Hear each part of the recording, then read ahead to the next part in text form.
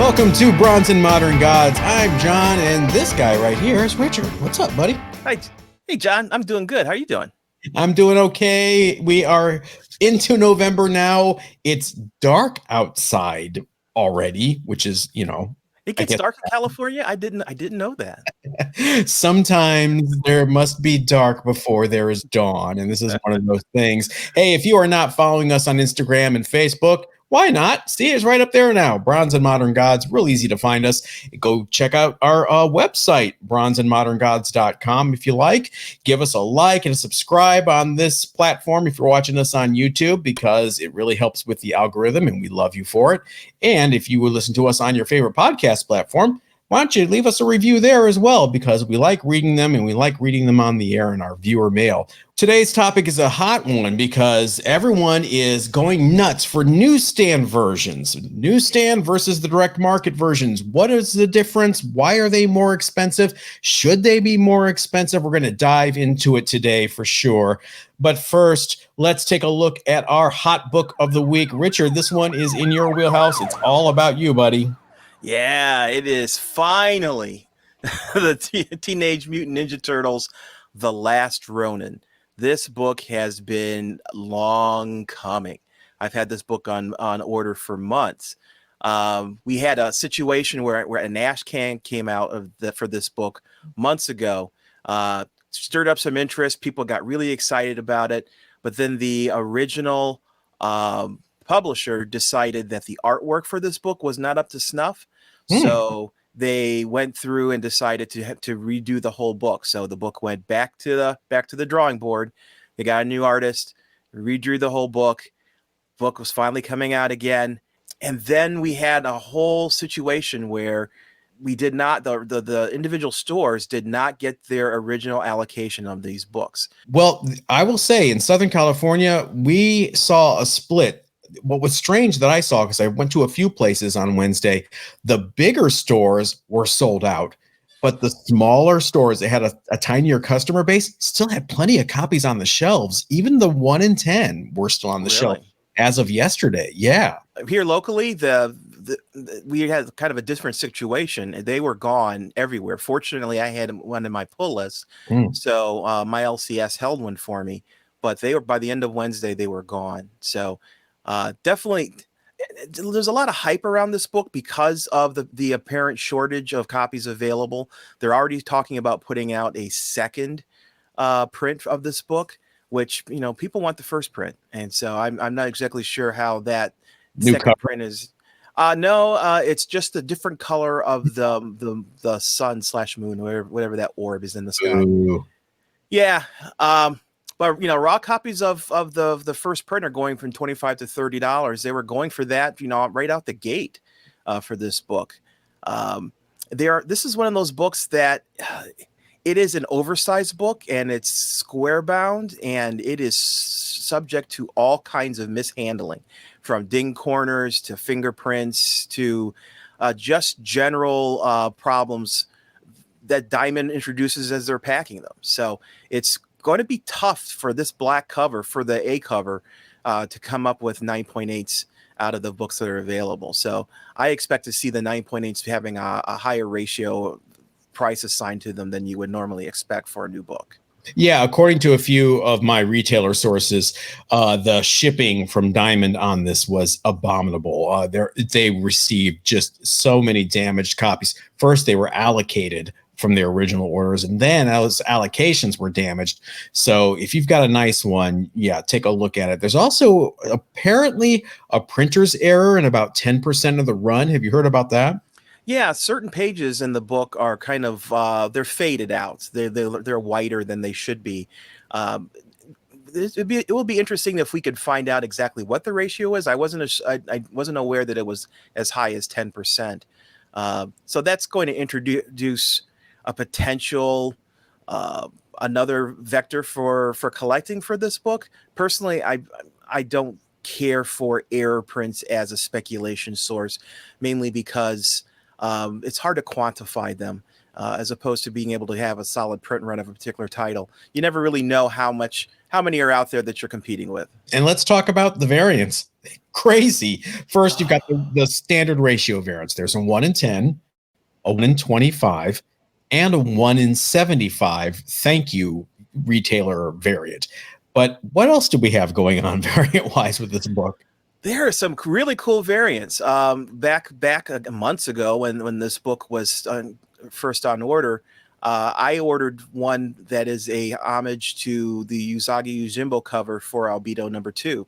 It's one of the turtles standing there in that yellow light coming through the window frames. It looks really good. And there's another variant that is very related to that, where instead of having the picture perfect house, the window that they're looking through, it's this broken down, damaged version of it with the turtle standing there with a red background. It's kind of like the apocalyptic version of that scene. So those are my two personal favorites out of the 70 different variants there are for this. It's tough to see them all. A lot of these variants have small print runs, 500, 200, 300 print runs, which you and I have talked about how I'm not really sure how the publisher gets value out of these, but they're out there. So there's a number of these smaller print run books. The story is good, so I'm very interested in reading the rest of it to find out what happens to this. He was unnamed until the very last panel in the book, so you get to find out which brother. I expected them to hold that off for a while, but no, it's a good book. The number of print and the number of variants though makes this one really difficult to collect if you're trying to go broad. And my recommendation is stick with the A cover if you can. I think that's where the real value is going to be. The 1 in 75, I think, is going to be strong. But the rest of them, I'm not really sure if we're going to look back in a year from now and see the value in a lot of these. I know a lot of retailers did not even get their 1 in 75s. I'm hearing that as well. So maybe those will arrive this week. But I did see some instantaneous sales on eBay of the 1 in 75 for $3.99. A couple of best offers starting at $3.99. So I'm not quite sure what the end sale actually was, but one to keep an eye on for sure. I mean, there was just no debate this week over what the hot book of the week was going to be, was there? No. I question the choice to make this oversized. It is a good homage to the original books, which were also oversized, but it makes them a difficult. I had to put mine in a magazine backing board, for example, which means that they don't fit in my short boxes. So they have to go into the deviant corner with my original Turtle books and Love and Rockets and things like that. So I'm not really sure why they went that route. My LCS sold them pre-bagged, so I wonder what he used. I'll have to look. Maybe they were Golden Age bags. Maybe they fit in a Golden Age bag because they weren't magazine bags because they were fairly snug. So, okay, we'll have to take a look at that. Speaking of LCS's comic shops, the birth of the direct market, our main topic for today, newsstand versions versus direct market versions, a short history, hopefully short. We're going to dive right into it. Now, I don't think it's a surprise to anyone here to tell you that comics were traditionally sold via newsstands. And what you might not know was back in the 60s and 70s and 50s, you were a newsstand, you got a certain bundle of comic books, you put them out on the shelf. After the next month's shipment arrived, you then took the previous month's and you returned them to the distributor. You would strip the logo off or rip the cover off to make sure it couldn't be resold, and you sold it or you returned it back to the distributor, and then they were destroyed. Now, does this sound like the most efficient method of distribution you returned? Absolutely not. I could just imagine all those Hulk 181s being shipped back and thrown into the incinerator. That's it's crazy. And to be profitable and to have a book that was profitable, you had to have what they called a certain sell-through rate, and an acceptable, not a good, but an acceptable sell-through rate was 34% of your print run. Now, what that means is if you printed, 200,000 copies of a comic book, you had to sell at least 72,000 of those to stay in business, and the rest went back. I think I'm doing my math right. The rest went back and were destroyed. Now, this was okay when comics were selling hundreds and thousands and millions in the 60s and even the early 70s, but around the mid 70s it became to be a problem. They were only 30 cents, 35 cents. Retailers, newsstands were not making a big margin on these things, and they took up a lot of space. So why would you carry these 30-cent pamphlets when you can carry Time Magazine for 75 cents or even Mad Magazine for 50 cents? The margin's much better. You make more money. So the newsstand distribution system was drying up. It was in real danger. There were some experimentations in the mid 70s with selling directly to comic book dealers. Like Phil Suling was a major innovator in this area. He cut a deal directly with Marvel to have Marvel sell him books, and then he sold them to probably about 100 comic book shops that existed across the country in the mid 70s. But the birth of the true direct sales market is pretty much commonly accepted to be in July 1979, when Marvel started providing their own distribution deals direct to retailers. You didn't have to go through Phil anymore. You could go through several different distributors, and they had to differentiate these because they didn't want people returning them. They were non-returnable. So if you bought your books direct from Marvel, you kept what you ordered. To prevent people from returning them, they changed the black plate during the printing of the book to reflect this black diamond in the number square. Now, they also didn't want people stripping off the top. There goes the black diamond. Okay, I'm going to return it because you can't tell if it's a newsstand or not. So they have the black strike through the UPC as well, because no comic shops at that time had any kind of computerized scanning equipment or inventory. So they're like, nah, they don't need a UPC.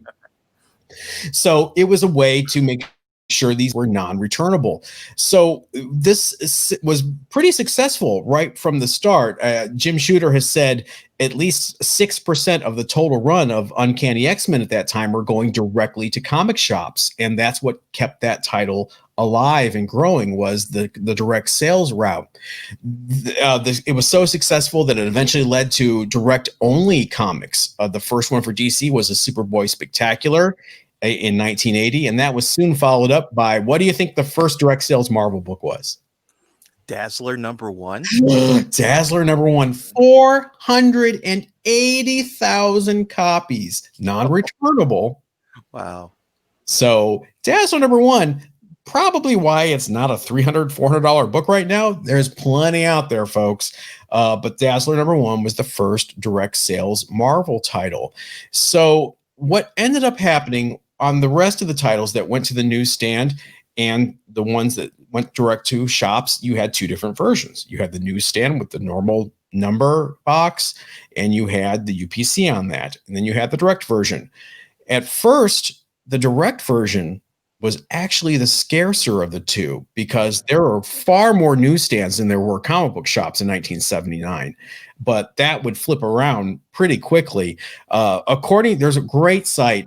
Chuck Rosansky from Mile High Comics has an awesome blog from a few years ago where he details his part in creating the direct sales market with Marvel directly. And he has some stats and some really cool stuff. There'll be a link in the description if you really want to do a deep dive. But in 1979, the direct market accounted just for 2% of Marvel's sales. So what does this mean? That means that back then, the directs were the rare books. And if you were looking to collect the rare print, it would be the direct. I think the first direct sales X-Men was number 129, First Kitty Pryde, right? Is that First Kitty Pryde? If you have a direct sales version of 129, you have something that's 2% of that print run. So this whole thing about the newsstand version is automatically worth more, that seems very arbitrary. You have to kind of look at this sliding scale of the years. Now, it seems like 1985 was the inflection point, because by 1985, 50% of the sales were from direct sales. So you kind of have an even split. But then you go into the 90s, you go into the 2000s, and it gets smaller and smaller. And Marvel stopped newsstand distribution completely in 2013. When did Ultimate Fallout 4 come out? 2011. So you see why it's so scarce as a newsstand edition. DC actually held out their newsstand distribution to stores like Books A Million and Barnes & Noble all the way to 2017. So I would say some of these later DC newsstands are super scarce. And if you saw on Instagram earlier this week, we actually shared a letter from the fanzine, The Comic Reader, from 1983, where this really prescient soothsayer, I call him, predicted the future.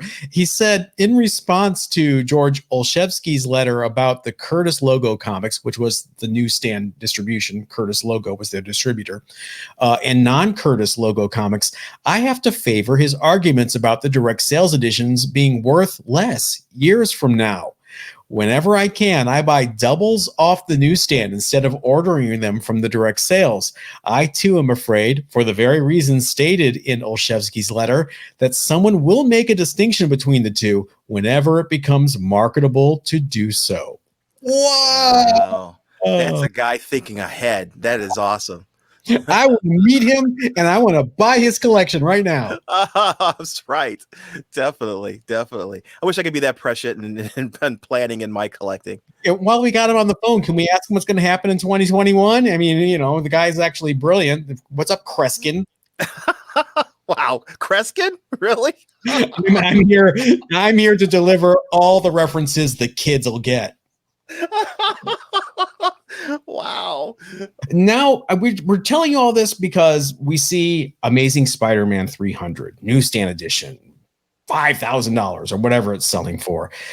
There's the reason why. It was a much lower percentage of the print run, genuinely, by 1988, 1987. So the thing that drives me nuts, and Richard, and I know you've seen this too, and you see me commenting on it every time during a live sell, I can't help myself, is when someone holds up a book from like 1975, or 76, like say Eternals #1 is the best example, because I keep hearing people say they'll have an Eternals #1 and they'll say it's $300, newsstand variant.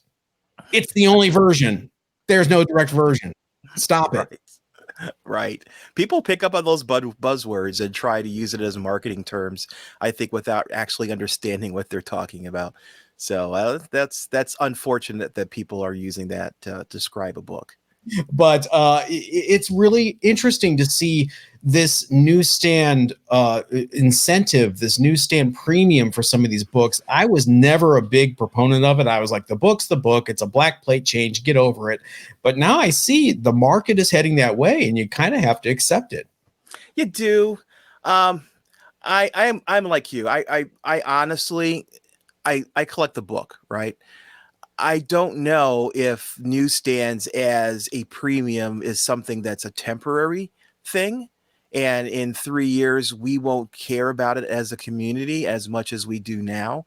Right now, we're looking for differentiators, and that barcode versus the direct, face in that same box is a differentiator that people can use to inflate the value of a book. And potentially it is a more rare book because of the limited distribution of newsstands.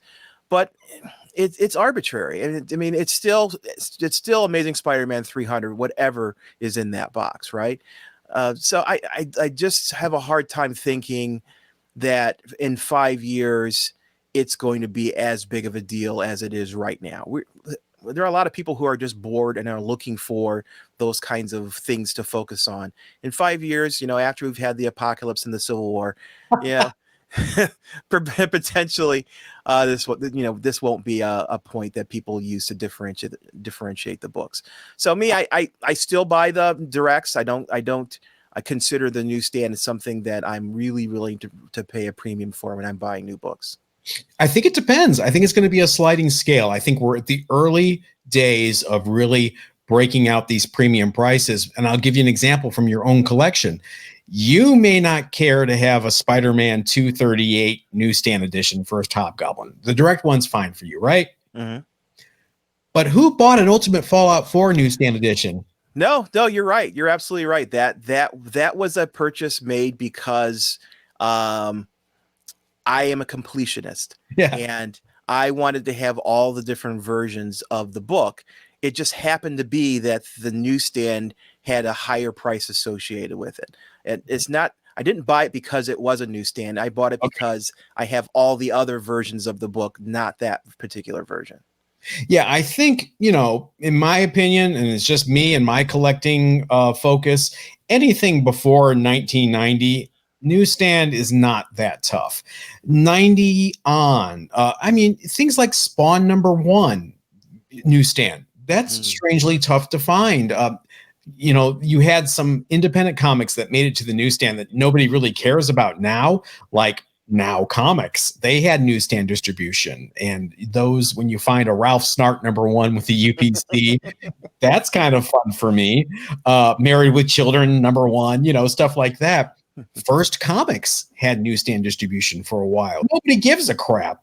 Yeah, I may be wrong, but I again, I have a hard time seeing the hobby embracing this as a strong enough differentiator for it to last for the long play. Yeah, when you get into the 90s, they're even more scarce, especially around 95 forward. Wait, 1995? Richard, that was 25 years ago. Does that mean it's time for the 25-year rule?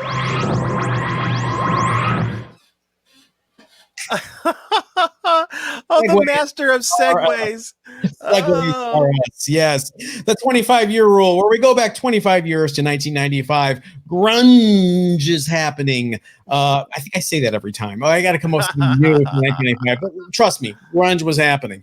And we're going to go look at some of the books that were overlooked back then, or things that you can still get to kind of whip up that nostalgia again in your life. The book that we're going to focus on this week is a strange one that I bought back in the day, and it really appealed to me, and that is Scroll Kill Crew #1. What? Okay, I am not familiar with this book, but I see people that are associated with it, like Grant Morrison and Mark Millar, that I find intriguing. I was the biggest Grant Morrison fan back then. I loved Doom Patrol. I loved Animal Man. And then he left those books and he was kind of scouting around for other things to do. And he kind of hit Marvel up and he said, hey, I've got this crazy idea for a series called Scroll Kill Crew. He and Mark Millar wrote this.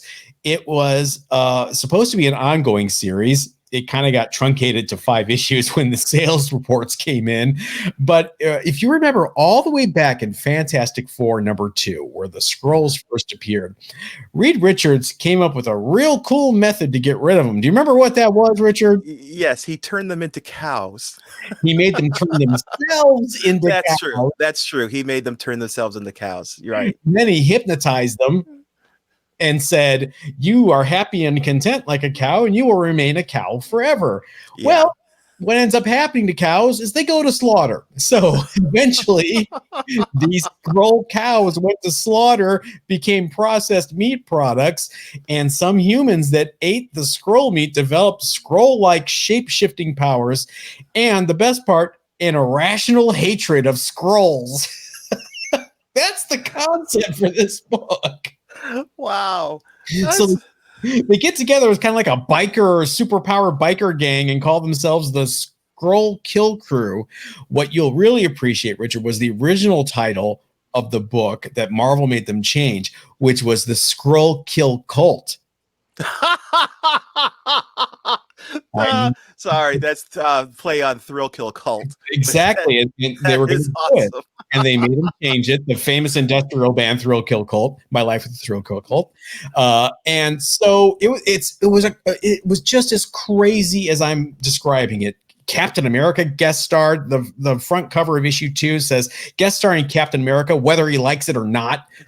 It was kind of very tongue-in-cheek, very humorous, and very underrated. Nobody, really gave it a shot.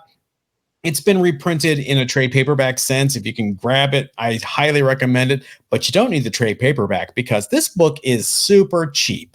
It's tough to get in high grade. This was ordered very lightly at the bottom of the comic book market in 1995, so you can imagine how many copies are floating around still. but it has been optioned for TV back in 2006. Obviously, that never happened. And they revived it for another miniseries during all that Secret Invasion hoo-ha with Marvel around 2008. So it is a not completely dead property. Yeah, I love the tie-in with Fantastic Four #2. That is a great reaching back through Marvel history. That's awesome. It's crazy. So if you happen to see it in the dollar bins, please grab Scroll Kill Crew. You'll love it. Issue 5. If you see issue 5, just grab it because it's so hard to find in so low order. Just get it while you see it. All right. So that's one underrated book from 1995. And the segues continue as we head to our underrated books of the week. Richard, why don't you start us off? Okay, I'm going to pick a book that has been circling around, and it's been out there for. This is a 2016 book. It's Howard the Duck #1. Now, this is not the original Howard the Duck from the 70s, which is a book from my childhood. I love those stories, and I was really interested in reading the more recent uptake on his strange adventures. So, Howard the Duck #1 is also the first appearance of a character that I see a lot of potential in the Marvel Universe, and that person is Gwenpool. That's the combination of Deadpool and Spider-Gwen, or Gwen Stacy, in this irreverent female version of Deadpool's breaking the fourth wall kind of character. And that plays a lot into with Howard the Duck in general. I've always called Howard the Duck as a meta character. He comes from another universe or another part of the multiverse, and he's been thrown here on Earth. He's a talking duck, and he has adventures that you would think a talking duck would have. So this book is it's been always in the background. I can't ever call this a cold book because the first appearance of Gwenpool has always had some low rumblings to it. But recently, there has been a high sale for the Lim variant cover of Ron Lim variant cover of this book, where we have Gwenpool on the cover. She's actually on the cover of the variant. She's not on the cover of the A cover at all. And she's holding a sword, and she's got pinned a villain to the wall, and it's a great cover. It's had a recent raw sale of over $400 for this book. Wow. Yeah, it's amazing. The graded books are also impressive. The CGC 9.8, according to the GPA, is $722. So there's a lot of heat after that particular variant, I think because of her appearance on the cover.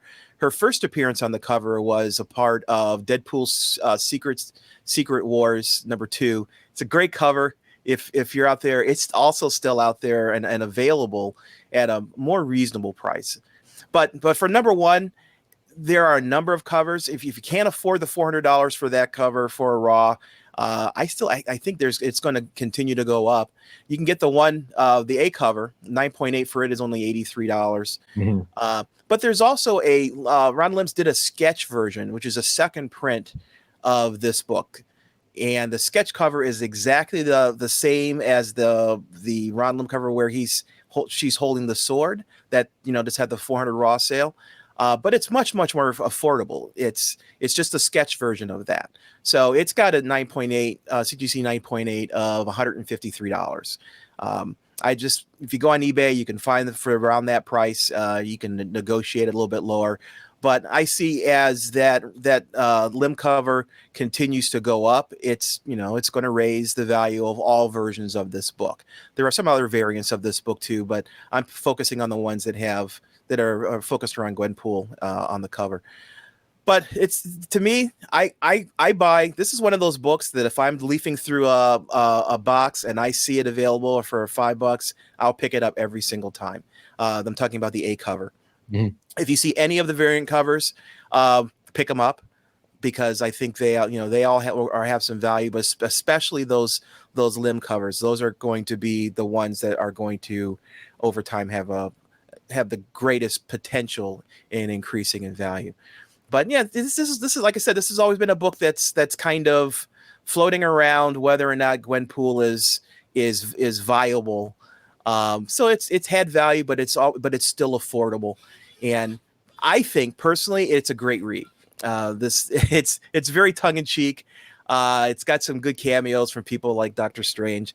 So it's definitely worth picking up if you come across it, just to read it and see if you like this version of Howard the Duck. Well, I'm a huge Howard the Duck fan too. You've seen me wear this shirt on the podcast. You've heard me talk about it before. So of course I have a copy of this. And she is kind of on cover A, just a little headshot of baby Gwenpool headshot. And by the way, just as an aside, 9.0, because this is before I started pressing moderns. So lesson learned, because if you look back here, you can see the big thumb indention right here that's easily pressed out. So this is going to be a crack and resub, because I want my Howard the Duck #1 from 2016 with the first appearance of Gwenpool to look beautiful. And yeah, I'm going to echo your comments about the story. Chip Zdarsky, I believe that's how you say his name, is the best writer for Howard the Duck since Steve Gerber. There, I said it. There. I'm going to stand by it. Yep. All right. My book this week for Underrated Book of the Week is, again, we kind of alluded to this magazine earlier when I mentioned the letter that was written to the comic reader. Well, the one I'm going to talk about today is the Comic Reader issue number 212. This was a comic book fanzine, kind of like the previews of its day. It listed all the coming comics from DC, Marvel, Whitman, Charlton, whoever. So as part of that coming attractions, it is the first actual printed appearance of Beta Ray Bill from Thor 337. If you look at the screen grab here, you can see it. There it is, a nice little stat of the cover of Thor 337 announcing it's coming in a couple of months. I don't know how you feel about these types of books, Richard. I'm on the fence with these true first appearance things. Yeah. We had the same thing with Miles Morales in Previews 95, where he shows up on the cover of that book. That's a little bit more substantial than the little thumbnail that you get here for Thor 337. I just don't buy into it. I don't collect comic or books about comic books. I collect comic books. So to me, the first appearance for Beta Ray Bill is Thor 337, not this little thumbnail. Yeah, I'm kind of with you, but we're seeing movement on the market for these books. Like there's an issue of the Comic Reader. I can't think of the issue offhand, but it's the first cover appearance of Moon Knight, because they have a big cover shot of Moon Knight before Marvel Spotlight 28 came out. There is that Wolverine picture that's in the house ads in some of those Marvel titles before Incredible Hulk 181 came out. So we may feel a certain way.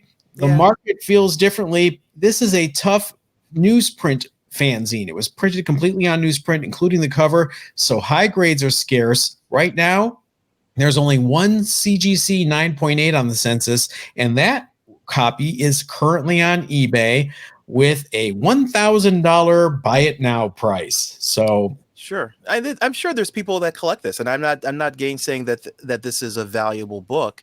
I'm just saying that I don't consider it a comic book. Other people may have different things for their collections, and that's perfectly viable. Just like I think there's an issue of Foom that has a cover that has the first X-Men appearance. Those are great historical pieces of art to collect, but I don't consider them to be the first appearance because it is not a comic book, which is what me personally, I collect. What do you guys think? Let us know in the comments. Hit us up on Instagram, tag us, follow us on Instagram and Facebook. Do you like these kind of books? Do you hate them? Do you have no feelings about them until you buy one and you go, okay, they're great. I do like them. I do have to say, I do have a Previews 95. I can't have to come clean. I do have one. But it's because it was a novelty. Ooh, look at this. Here's a cover of Miles, and I bought it back when it was $50. Hey, and I thought that was a lot. But the thing is also, I know that out there somewhere on the back shelf of some dusty old warehouse, there is a case of these the previews 95 just sitting there, pristine, waiting to be discovered. Why do you think that? Because these were non-returnable, direct market. Yeah, but but these are preview books, right? Now for the comic readers, I know you've been personally collecting these, right? If you follow us on, you always see me posting little snippets from these old fanzines. I love them because it takes me back to the very first comic book store I ever went to in Elyria, Ohio, Mr. Fantasies, and he had the comic reader, and I was like, it's a magazine about comics and just comics, what? And it was there was no internet, kids. It was your only source of news. It was your only source to find out what was coming out. It felt so special that you knew what was going to happen in Captain America 2 months from now, and your friends did not. So I love these things, and yeah, I've been buying them up. And I'll give you a little buyer's tip: if you really want this Comic Reader 212 for some reason, don't search for Comic Reader number 212 on eBay. Search for the Comic Reader lot, and you'll find them in a lot of like 20, 30 books. That's how I got mine. It's mint. That's a great secret. If you're looking for a particular issue of a book that is a little obscure, you may have trouble finding it on the internet by looking for it specifically. But if you look for a collection of that title, you may find it within that collection. There are several up on eBay now for 40, 50 bucks.